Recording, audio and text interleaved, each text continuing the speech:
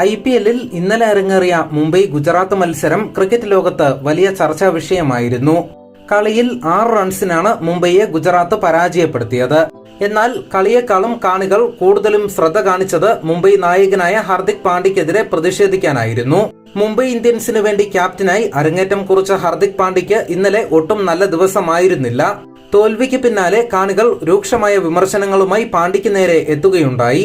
അതിന് കാരണം പാണ്ഡ്യയുടെ അതിരുവിട്ട പെരുമാറ്റം തന്നെയായിരുന്നു. സഹതാരങ്ങളോടും മുൻ നായകനായ രോഹിത് ശർമ്മയോടും ഒട്ടും ബഹുമാനമില്ലാതെയാണ് പാണ്ഡ്യ പെരുമാറിയത്. ഇതിന് പിന്നാലെ കളിയിൽ മുംബൈ പരാജയപ്പെടുകയും ചെയ്തു. രോഹിത് ശർമ്മയെ മാറ്റി പാണ്ഡ്യയെ നായകനാക്കിയത് മുതൽ ക്രിക്കറ്റ് ആരാധകർക്ക് പാണ്ഡ്യ ഒരു വില്ലൻ തന്നെയാണ്. ടോസ് മുതൽ കളി തീരും വരെ കാണികൾ പല രീതിയിലും മുംബൈ ക്യാപ്റ്റനെതിരെ പ്രതിഷേധം അറിയിക്കുന്നതും കാണാമായിരുന്നു. ടോസിന്റെ സമയം തന്നെ കാണികൾ പാണ്ഡ്യയ്ക്ക് നേരെ കൂക്കി വിളിച്ചു. ഇതിന് പിന്നാലെയാണ് മറ്റൊരു സംഭവം അരങ്ങേറിയത്. മുംബൈ ബോളിംഗിനിടയിൽ ഒരു നായ ഗ്രൗണ്ടിലേക്ക് ഓടിയെത്തിയിരുന്നു. ആ സമയം കാണികൾ നായയെ നോക്കി ഹാർദിക് ഹാർദിക് എന്ന് വിളിച്ചു.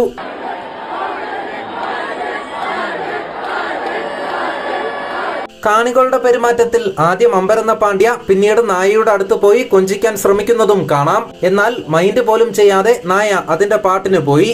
നായയ്ക്ക് പോലും പാണ്ഡ്യയെ വേണ്ടെന്നാണ് ഇതിന് ആരാധകരുടെ കമന്റ്. പിന്നാലെ സെക്യൂരിറ്റി ഉദ്യോഗസ്ഥർ ഇടപെട്ടാണ് നായയെ ഗ്രൗണ്ടിന് പുറത്താക്കിയത്. എന്തായാലും ഈ സംഭവം പാണ്ഡ്യയ്ക്ക് വലിയ നാണക്കേടായി മാറി.